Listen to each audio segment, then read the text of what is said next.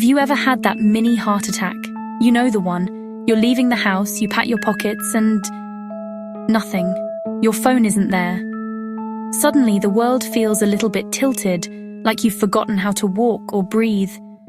It's a crazy feeling, right? For us, Gen Z, that little rectangle of glass and metal is basically an extension of our arm, our brain, maybe even our soul. It's not just a device. It's our connection to literally everything. It's how we say hi to our friends, how we decide what to wear based on the weather app, how we prove to our parents that we're still alive. That panic is so real. It says everything about our relationship with our phones. It's the first thing we grab in the morning, often, before our eyes are fully open, scrolling through notifications that piled up while we were sleeping. We use it to order coffee, to navigate to a friend's house we've been to 1,000,000 times, to kill that awkward 5 minutes while waiting. Our phones are our constant companions, our personal DJs, our photographers, our gossip buddies. Imagine life without them. What did people even do? Stare at a wall? Think about a typical day? Alarm wakes you up. TikTok while brushing your teeth. On the bus, podcast or group chat texting blowing up about last night. In class, sneakily Googling or scrolling Instagram instead of notes.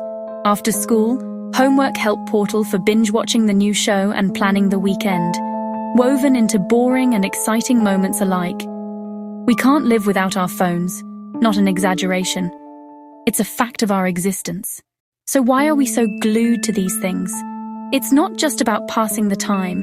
A huge part of it is feeling connected. Think about it.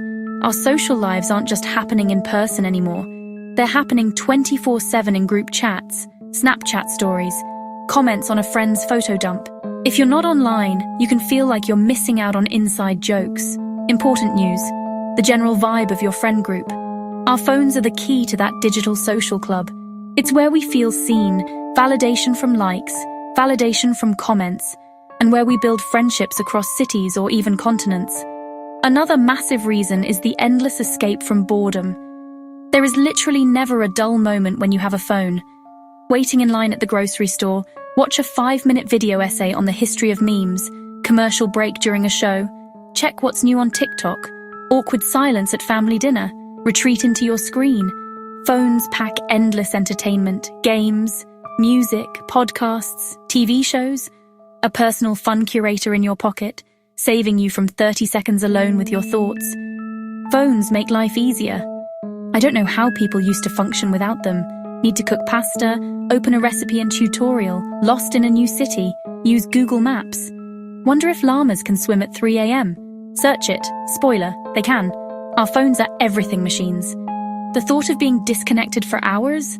Unsettling. Maybe we're obsessed sometimes, but our world is built around this connection. It's our normal. Trying to live without it feels like a video game on hardest mode with no map. Okay, so we love our phones, we get it.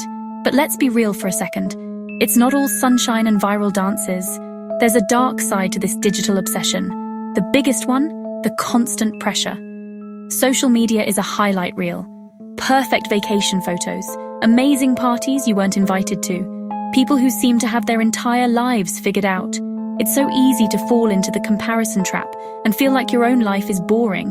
That feeling of FOMO, the fear of missing out, is exhausting, and it's manufactured right there on our screens. Then there's the whole sleep situation, which is a total mess for so many of us. We tell ourselves we'll just watch one more TikTok, and then suddenly it's 2 a.m. and we've spent 3 hours scrolling through videos of people cleaning their carpets. The blue light from our screens messes with our brains and tells them it's not time to sleep. So even when we do finally put our phones down, our minds are still racing. Waking up feeling tired and groggy has become the new normal for a lot of people, and our nighttime phone habit is a huge part of the problem. It's a vicious cycle of being too tired to function, then using our phones for a pick-me-up, which just makes us more tired later. This constant connection also means there's no off switch. Friends can text us at any hour, we get notifications from a dozen different apps, and there's always something new to check. This can lead to a lot of stress and anxiety. It feels like we're always on call, and the pressure to respond immediately can be intense. We never really get a chance to just disconnect and be alone with our own thoughts, without feeling like we're ignoring someone or missing something important. Our brains need a break, but our phones are designed to never give us one, constantly dangling another notification or update in front of us. And maybe the saddest part is how our phones can sometimes make us miss out on the real world that's happening right in front of us.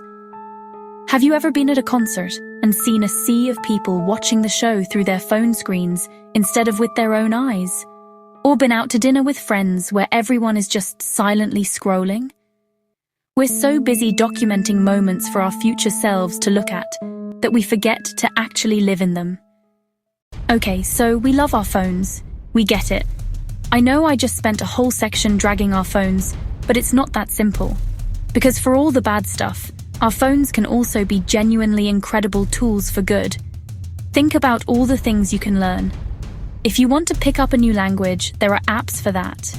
If you need help with a complicated math problem, find a tutorial on YouTube in seconds. We have access to a world of information that past generations could only dream of. Take online courses, follow experts in any field, explore new hobbies. Our phones can be our personal tutors, making us smarter and more skilled. They're also amazing for creativity. Phones made us photographers. Phones made us videographers. Phones made us content creators. Shoot a high-quality video with a few taps. Edit with effects and music. Share it with the world. TikTok, Instagram, YouTube. Start a fashion blog. Share your art. Make funny skits. Produce your own music. The phone isn't just for consuming. It's a powerful tool for making, enabling massive self-expression. And let's talk about friendship and community. For anyone who felt like an outsider, the internet can be a lifeline. Connect with people who love the same video game. Discover fans of rare music. Find others who share your identity. You can build meaningful friendships, even across thousands of miles. Online communities provide belonging and support, especially when you're figuring out who you are. It makes the world feel smaller and less lonely. Finally, there's the simple but super important aspect of safety and connection. Call for help in an emergency. Use a map when you're lost. Send a quick text to let your parents know you're safe. That security is genuinely comforting. Beyond emergencies, it's about staying connected to the people who matter. So phones are both a blessing and a curse. What are we supposed to do? The answer isn't to throw your phone in a lake and go live in a cabin in the woods. Unless that's your vibe, then go for it. The real goal is to find a balance. It's about using our phones in a way that helps us, not hurts us. And luckily, there are some pretty easy, non-sucky ways to do that. One of the best things you can do is to create some phone-free zones or times. No phones at the dinner table so you can actually talk to your family. Leave your phone in another room for the first hour after you wake up. Another game changer is to clean up your digital space just like you'd clean your room. Go through your apps. Ask, does this actually make me feel good? Unfollow accounts that make you feel bad or stressed out. Turn off notifications for apps that aren't super important. You don't need alerts for every like from 3 years ago. Curate your digital environment to be more positive. This can seriously reduce your anxiety and make phone time more enjoyable, less of a chore. It's about taking back control. It's also a great idea to find hobbies that don't involve a screen. Rediscover doing things with your hands and your body. It can be so refreshing. Try reading a physical book, learning to play an instrument, going for a hike, trying out a new recipe. When you're engaged in something you love in the real world, you forget to even check your phone. It's not about forcing yourself away from screens. It's about finding things so compelling the digital world fades. In the end, it's all about being mindful. Use your phone with intention. Don't let it use you.